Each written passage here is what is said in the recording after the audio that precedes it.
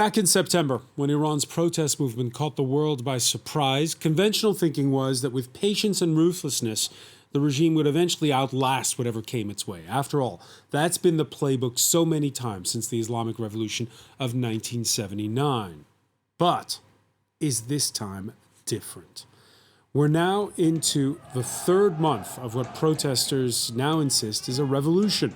And despite ever-growing brutality, outrage over, for instance, last week's killing of a 9-year-old boy by unidentified gunmen in the western city of Izeh, instead seems to be further galvanizing what's gone from a women's movement to a youth movement to what's starting to look like an uprising. That regime playbook also includes a familiar tactic: blame it on foreign agents. We'll ask our panel about the crackdown on minority Sunnis, Arabs, Azeris, and Kurds, a crackdown that comes complete with cross-border raids into Iraq. We'll also ask about what France's president has branded hostage diplomacy, with authorities in Tehran claiming 40 foreign nationals have been arrested, many accused of spying. Finally, there's that other insurance policy for a regime fighting for its survival, the race to develop the bomb. We'll ask our panel about the latest claims of uranium enrichment and whether doubling down on that nuclear program will matter in the end for an under-sanctions theocracy that's still got plenty of might. Today in the France 24 debate, we're asking, is it time to call it a revolution? Joining us from Washington, she's campaigned for women's rights from both inside Iran and abroad. Susan Tahmasebi, co-founder and executive director of the women's rights group Femina. Thank you for being with us. Thank you for having me.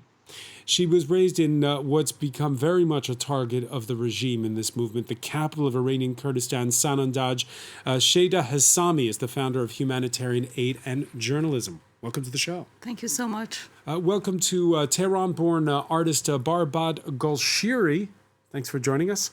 I appreciate the invitation. And we'll be joined from Cambridge, Massachusetts by historian Pouya Ali-Magam, who teaches at the Massachusetts Institute of Technology, MIT, the author of Contesting Iran's Revolutions, the Green Uprisings. The France 24 debate, where you can join the conversation on Facebook and Twitter, hashtag F24debate. Gunfire, that's the soundtrack to much of the social media footage that's come out of Iran this week. And yet the protests, like we said, continue. Oliver Farry has more.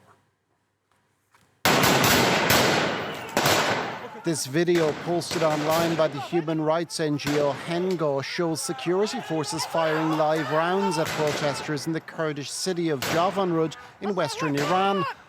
Just a few miles away in the town of Ravansar, demonstrators chant the protest slogan, "Woman, Life, Freedom." The region has been at the centre of Iran's protests in the past week, with the response from authorities often lethal. Sources say over 40 people have been killed in mainly Kurdish cities in the past week alone. Overnight, we received reports of security forces responding forcefully to protests in several mainly Kurdish cities, including Javanrud and Sakes. The protests have raged across Iran since the death in morality police custody on September 16th of 22-year-old Kurdish woman Mahsa Amini after she was arrested for wearing clothes deemed inappropriate.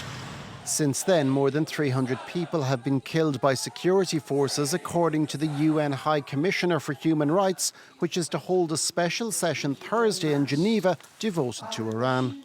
We urge the authorities to address the people's demands for equality, dignity, and rights, instead of using unnecessary or disproportionate force to suppress the protests. The demonstrations have spilled over into the World Cup in neighbouring Qatar, where Iranian fans booed the Islamic Republic's national anthem.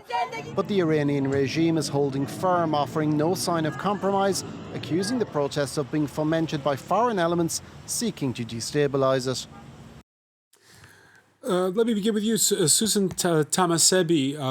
We have seen plenty of protest movements before and after 2009, the so-called Green Movement. This one is now bigger. Are you surprised? Well, I think, like many other observers, when this protest started, I too thought that it would be crushed immediately because the state uses a lot of violence. Historically, the state has used a lot of violence, and it's using a lot of violence now. But the protests haven't stopped. They've continued, and they've increasingly become bloodier. But people are angry, and they're taking their own lives in their hands, and they're showing up for protests to express that anger and the demand for change. And what we're seeing, Shada Hassami, is this sort of cycle, right? You have people killed, you have a funeral, people are angry at the funeral, there's a crackdown at the funeral, and that makes people even more angry. Because I think this is the time for people in Iran. You know, you saw the first footage that you show. It reminds us the image of Mosul when it was occupied by Daesh. So we have the terrorism. It means that they terrorize the people. Now in the Kurdistan region, the Iranian government they changed their strategy because this situation of demonstration everywhere in Iran, it's out of control of the government. So they use this strategy to go to the Kurdistan region because with Kurd it's easy because they found very easily to say, yes, the Kurdish people, they have the arms and this is the terrorist people, so we are going to attack them. So this new strategy to attack the Kurdish regions is the strategy for government to change, you know, this revelation that is come. So this is, for what I think, the revelation, they cannot stop it. I want to talk more about that strategy of targeting the Kurds. First, though, the fact that this has captured the imagination of the world. Among the acts of defiance that have stunned the world this just past week, a picture that has gone viral on social media, the Kiss of Shiraz, it's called now, is in the southern city, which is known as the gateway to Persepolis. Kissing in traffic is always daring, no matter where you live. Kissing in Iran is forbidden, and so is shedding the headscarf, Barbad Golshiri. True, but let me say a few remarks first. When you named ethnicities, you forgot to talk about the Baluchs. The Baluchis, Which we will, of course. Yeah, they are voiceless. Many of them even do not have smartphones. That's why we don't have so many footages of Sistan and Baluchistan and the crackdown. Just to remind our viewers, this is the area in the southeast next to Pakistan's border. That's true. That's true. And regarding the symbol of the revolution, Mahsa Amini, I want to remind our audience that her Kurdish name was Jina, and the epitaph that started everything, that was written on her headstone, was that Jina, you will not die, your name will become a symbol. So her Kurdish names, it is customary amongst the Kurds that they have two names, one Kurdish and one non-Kurdish. So she had two names. But I really want to call her Jina, and in the memorial that I fabricated for her, I wrote Jina, of course. And the Kiss of Shiraz, yes, our slogan, the dominant slogan, all across Iran and abroad here in Paris, it's woman, life, liberty. Here in Paris, we chanted "Femme, vie, liberté," and it all started from Kurdistan, Jinjian Azadi, and kissing is part of that. It's part of that freedom. It's part of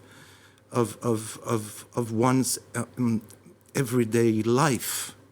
One has to have the freedom to kiss in public, and that is one's basic right. It's something that certainly captures the imagination of the French. The May 68 protest movement began because students were protesting in favor of mixed co-ed dormitories. And this point about how it's let young people live their lives in all their ways, this is not new, is it? No, this government came by the torture. It's started in the first day when it's arrived in the power. So, but this time is different. Why? because the people in Iran, so you are, for the first time, I see that they are united. You talk about Janjian Azadi, you talk about Jina and Mahsa. So why she has two names? Because the minorities in Iran, the Kurdish, for example, they don't have right to speak Kurdish in school or to write in Kurdish. So the Kurdish people, they get the kids the second name in Kurdish, for example. But this time, it was very, very difficult for government. Why? Because the Kurdish slogan, Janjian Azadi, it's going everywhere in Iran, and for the first time we hear the Kurdish language in the streets in Tehran, and that was something that united people together. Today, the Iranian government, they are scared about this united between the people in Iran, and they are going to do some cyber attacks. Maybe we go after about this strategy that they are going to use. So the cyber attack is arriving to say no, they are the Kurdish people or the Baluch, or for example the Sunnis, they don't like the Shiites, or for example the Kurdish, they don't like the Persian. So they are going to separate the people. But divide and conquer. But I think this is too late. This is too late, because today we are watching the street now. But what's happened in the prison? You know what's happened in the prison? We have the 1,000 people in prison, and we have the Homer that there is the sexual violence. There is many things that is happening in the prison. So this is for what I think this new generation, and this new generation is my kids. It's mean because I was born in 1977, so my son has the same age of Mahsa Jina, Mahsa Amini. So this is me. And also my kid is going to change the society. So this new generation, it's not controlled not by family, not by authority, not by society. So they are going to choose. And this is for what I think it's the end, you know, for this authority that is existing in Iran, and they cannot do anything to stop them. Susan Tahmasebi, I want you to your thoughts on this. Why this divide and conquer strategy hasn't worked, as you heard earlier mentioned there by Barbad Golshiri, the protests taking place all over the country, and in places like Sistan, Baluchistan, in the southeast, and the fact that they've been targeting these minorities and it's not working. Why is that? Yeah, so I think I want to just expand a little bit on the situation in Baluchistan as well. Actually, one of the first places that was targeted for this ethnic divide and conquer strategy was Zahedan. And the Friday prayer goers in Zahedan left the Friday prayers and went to the police station, you know, in solidarity with the protests that were happening, but also because they were angry about news of an alleged rape of a young 15-year-old Baluchi girl. And they started marching towards the police station in Zahedan to demand accountability. And they were shot. And most of the people who were shot, 100 people were killed on that day. That's now since been named. 100 people on that day, because the overall tally from human rights groups is somewhere between 300 and 400. But is that too conservative an estimate? Yeah. I think it's a conservative estimate, but this is actually an accurate number. So I think it ranges from 91 to 100, the figures. And I'm taking 100 from a human rights activist who's Baluchi, who's reported on this and reports very fairly and accurately on what's going on in Baluchistan. So at a minimum, it's 91. That's the figure on that one day. And most of the people who were killed, they were shot in the back, meaning that they walked towards, or they went towards the police station, but they were shot running away from bullets. And, you know, that was the biggest massacre. And I think that then there's been protests also in Khash and Iranshahr, and others have been killed. So 100 and I think 20-something, 30-something Baluchis have been killed. That's documented. And 100 Kurds have been killed. So I think it's really important to keep in mind that of the 438 people who've been killed during these protests. And this is the latest figure by Herana, human rights activist news agency that has a broad network on the ground and does a lot of due diligence in terms of making sure that the numbers are verified. Half of those people are from the Kurdish and the Baluchistan region. So it's significant. This is the strategy. But even though Mahsa Jina Amini was Kurdish, and even though in the Kurdish areas we've had consistent protests all along, and the Kurdish people have played a significant role in keeping these protests alive, this is not a sectarian protest. It is a national protest, and people are angry and fed up with the status quo. And especially, like your other guest mentioned, it's this younger generation of people who want to have choices in terms of what they do with their lives. They want they want to have choices in terms of their bodies. They want to make their own decisions in terms of how they live their lives. And the image that the aspirations that they have is very different than the plans that the Islamic Republic has for them.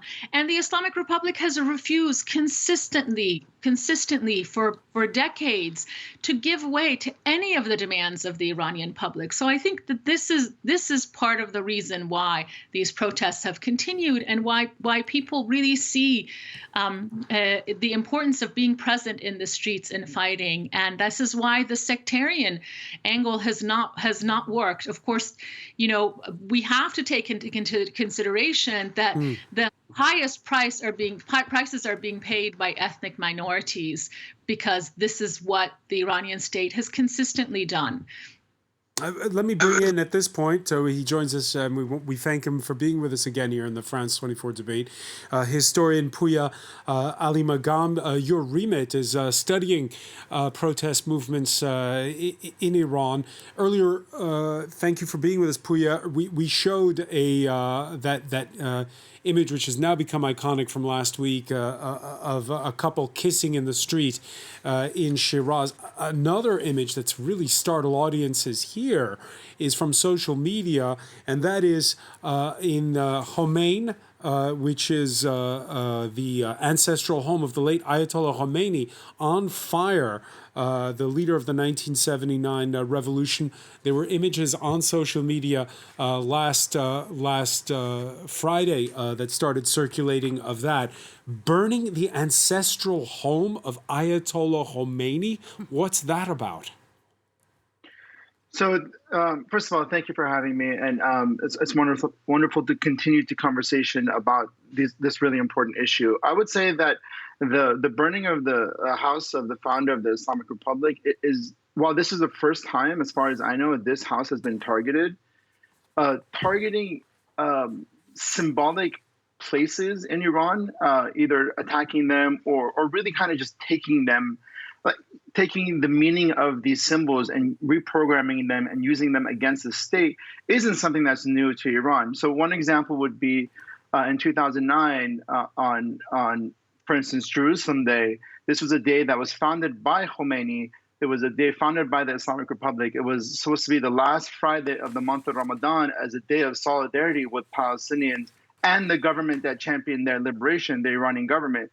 And then on excuse me, September 18, 2009, you see that activists came out on that day and they took Jerusalem Day and they used it against the Iranian government itself by basically situating themselves as either oppressed Palestinians and the Iranian government as a usurper of power akin to the Israeli government, or on that specific day, they said no to Gaza, no to Lebanon, my life is only for Iran, in a way kind of negating Palestine in order to negate the Iranian government that receives legitimacy by supporting its liberation. So the idea of targeting symbols, whether it's the House of Khomeini or holidays or anything else really that's associated with the Iranian government, is not new. It's a little bit more aggressive to say, because I feel like this generation has had so much frustration that they're really just unleashing it now on the government and its symbols. But it's not necessarily new. It's very much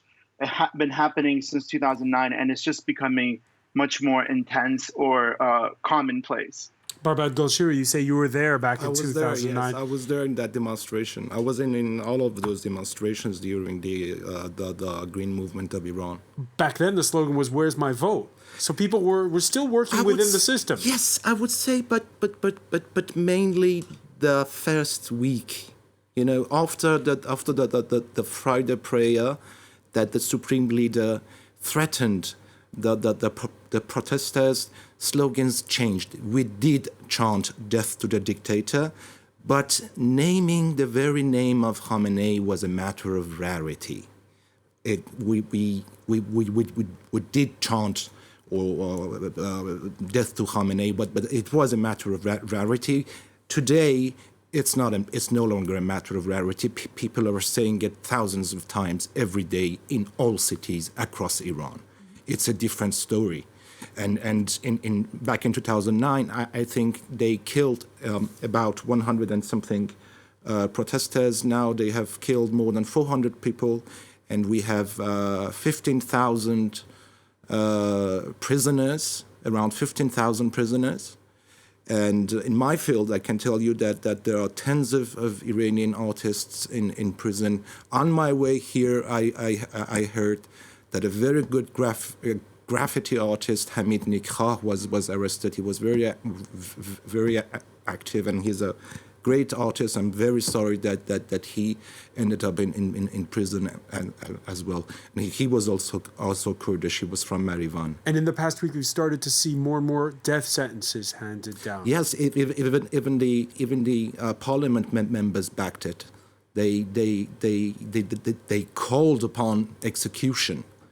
Execute they call them muharib, and when you call someone muharib means one who fights against God, against Allah, and Khamenei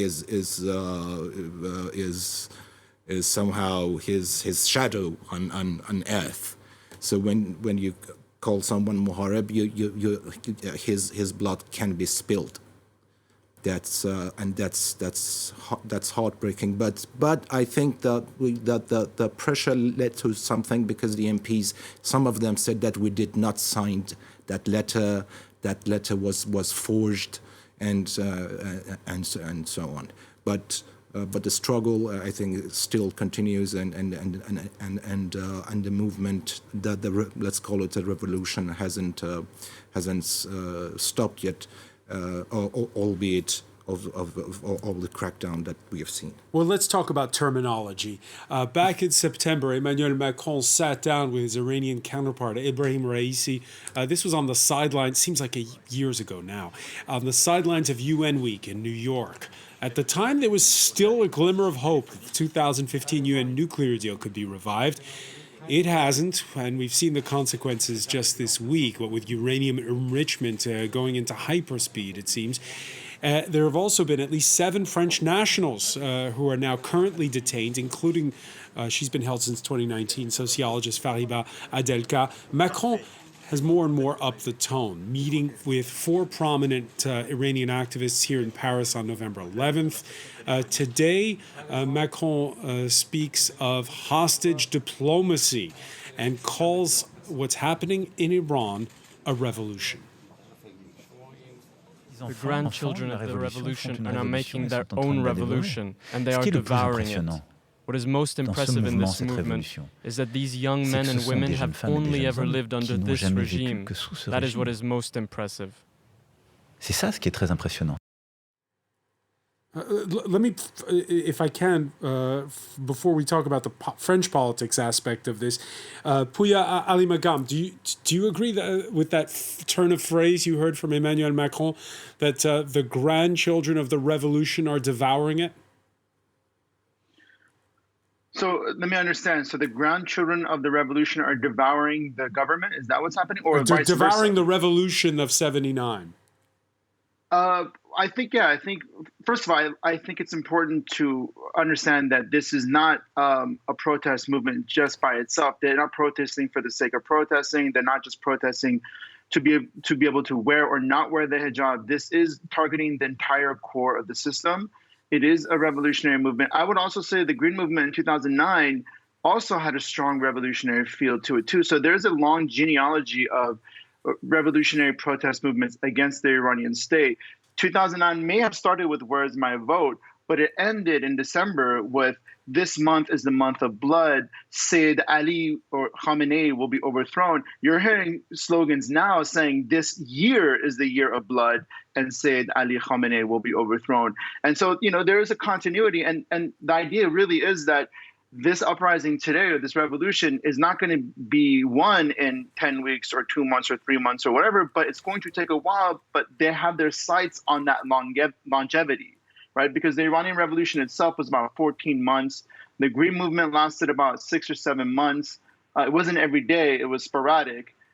This has been every day, and we're now 10 weeks into it. And the people on the streets, they have their sights on something very long-term because it is going to be a protracted struggle. So I think there's something to it when they call it a revolution. And I think there's something to it when they say that this is devouring, it's happening both ways, right? So this generation is devouring it's targeting the whole system, but the whole system is also devouring it. So many of the victims of the crackdown have been young children. Yeah, and some as young as we saw last week, as 9 years old. Emmanuel Macron talking about hostage diplomacy. So let me ask you, Shada Hassemi, does hostage diplomacy work? We have the exercise and example in Iraq and in Afghanistan. We have all this war and...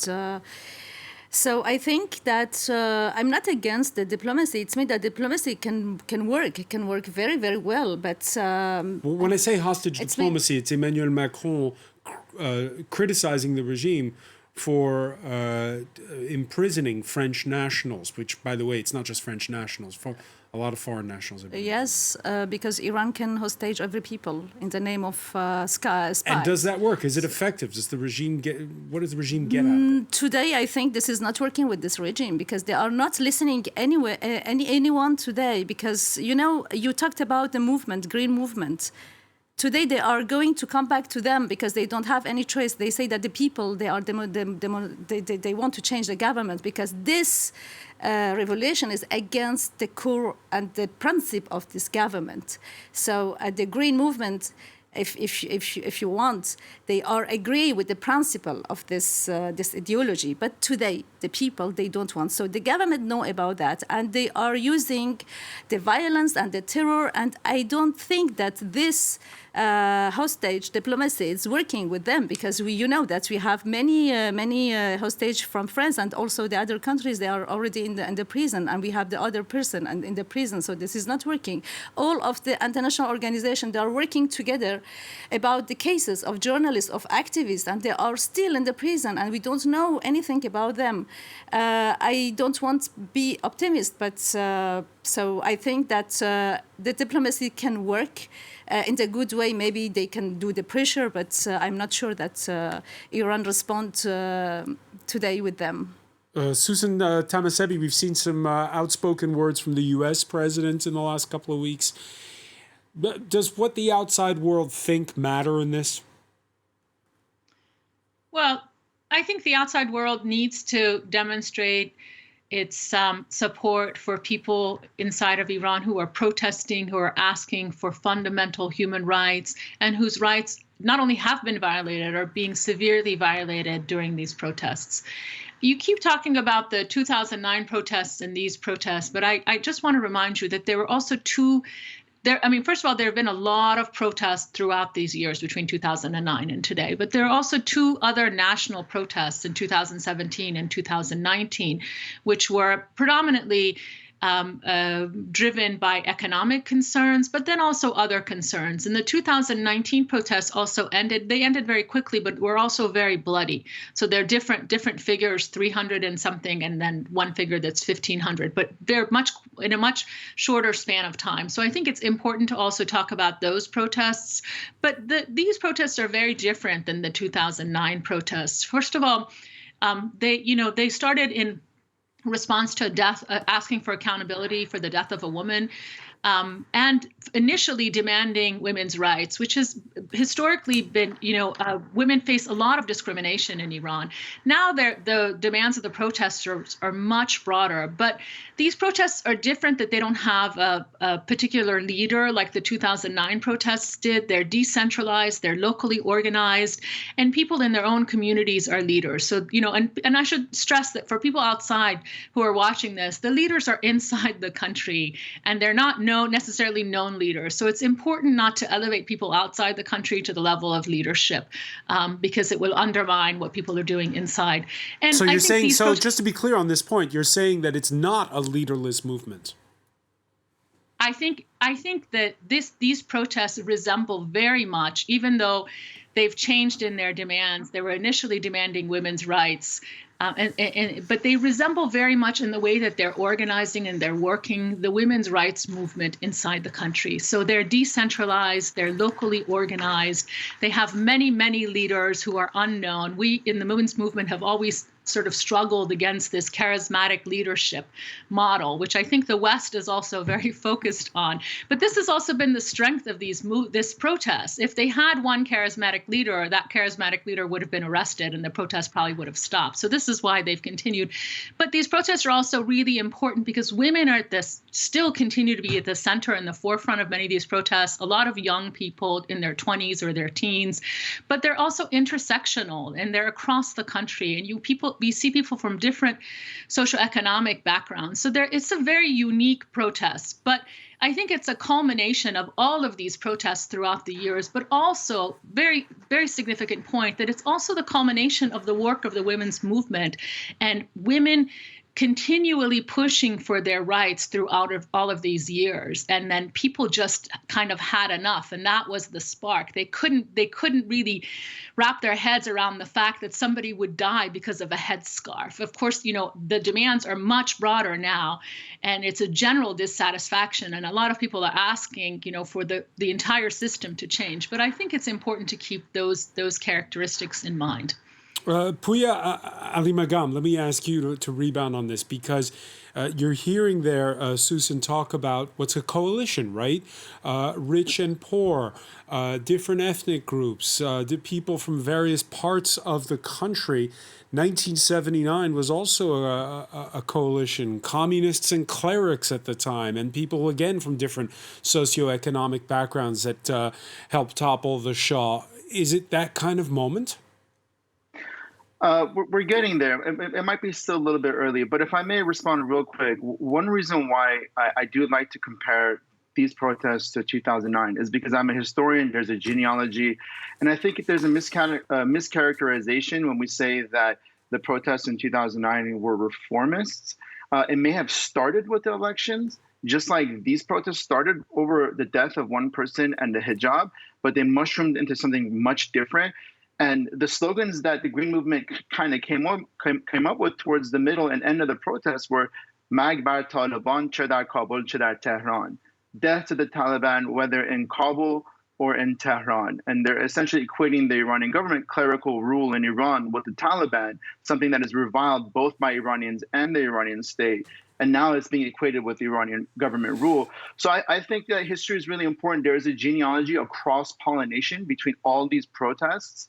And I think that they all contribute to this momentum throughout history that brings us to a certain point. The history kind of explains why certain groups, certain classes, certain genders or sexes eventually get activated and reach this moment where they create that cross-gender or sectarian or ethnic alliance to have to bring down a common enemy in the Iranian state. I think that's fostering, it's fomenting right now. But it's connected to 2019. It's connected to protests in late 2017, early 2018, and 2009. And this is why right now they're targeting the core of the system itself, not just the hijab, because of this entire history that it's connected towards one another.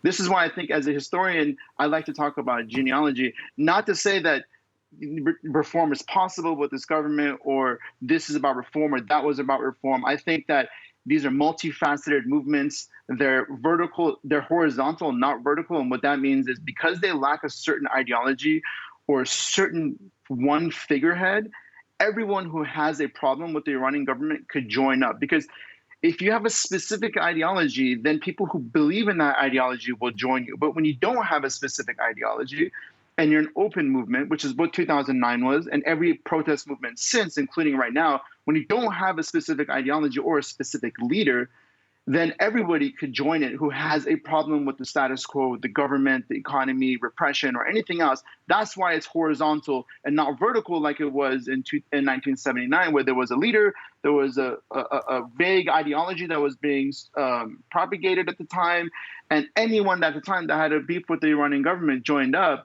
But then they fought it out afterwards for who should consolidate power. Today is different. There is no real leader in that sense. There are people right now in Evin who are leaders in that way, but not like in '79 where everyone could gather behind them and focus on a certain blueprint for what the state should look like. And while that's a good thing because it invites so many millions to join, it could also be a little bit detrimental because when you want to present a vision of an alternative to society to get a large country like Iran, the many millions in the society to join up, when there is no real viable alternative, at least not yet as presented by the opposition, that means it's going to be a little bit harder for so many Iranians to get on board with it. They might be sympathetic, they might be protesting, or they might be fence sitters.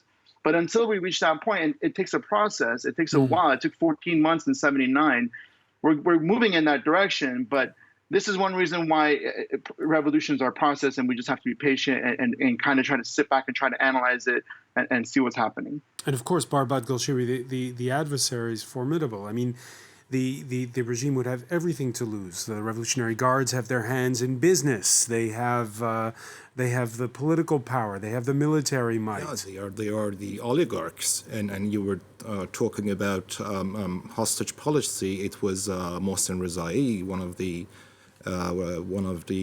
IRGC commanders, says that if we shorten budget, let's get American hostages. He said that on the national TV. You know, he wasn't joking. He was so. But about the process and alternatives and leaders, I have to say that many of our alternatives are now in prison. Many were assassinated. Let us remember that this is not the first time that women are protesting against the compulsory hijab. The first 8th of March after the '79 revolution, thousands and thousands of women took to the streets. Homa Darabi, who was a member of the Nation Party of Iran, I think it was in 1994 that she took off her hijab in Tadrij, north of Tehran, and poured gasoline on herself and burned herself to protest against the compulsory hijab. Yesterday was the anniversary of two leaders of the Nation Party of Iran, Parvaneh Forougher and Dariush Forougher, who were stabbed to death 24 years ago. Shapur Bakhtiar, who was another follower of Dr. Mohammad Mossadegh, who was a national figure, who had the most democratic government throughout our history, was assassinated here in Paris. Abdurrahman Bourumand, another follower of Dr. Mossadegh, was assassinated here in Paris. So they either assassinate you or they make you leave the country. Many of my comrades who were with us during the feminist movement of Iran 20 years ago, when we were chanting in front of the University of Tehran and in the Lale Park, what we were chanting was جهان دیگری ممکن است این جنبش سازنده آن است. Another world is possible and this movement is creating it. This is what is happening now. It has history. This is an alternative world that we are experiencing, and revolutions are about that, about possible worlds. Let me ask you this question, Sheda Sami. Just as we've talked a lot about the movement itself, somewhere between being leaderless and having a strong leader, what about the regime? Can it bend, or is that impossible? Can it make concessions? If I understood well your question. Can the regime make concessions? Can it say, for instance, yes, you don't have to wear the hijab anymore? So I think we are 4 people from Iran, from different sectors, and also from different regions. And for the first time, we are in the debate that we are agree totally together. I agree with Puya that say this is a process, and with this process, we arrive in this day. So it's not function anymore for this government to control, because it's decided this is the people that lead this revolution. This is for what I think this government cannot control. This is for what they use all the strategy and to use the Kurdish story about the guerrilla, about, I don't know, the armies, all of that, just to change this revolution to war. It's very dangerous, this situation, because they want to do war.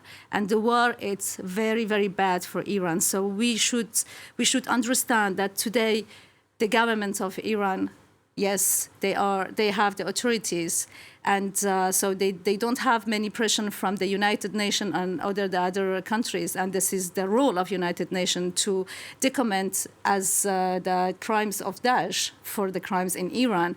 But the government knows today that they are very feeble now and they cannot continue. So I think that the situation for the government will go to the new game. So we are waiting for a new game by this government. And I think that this change, they are going to the good. We have the people that are killing today, every day. All of us, so we are from Iran, but I have also the people who are not from Iran, but us as Iranian people, as Kurdish, we cannot sleep. We are connected with the country.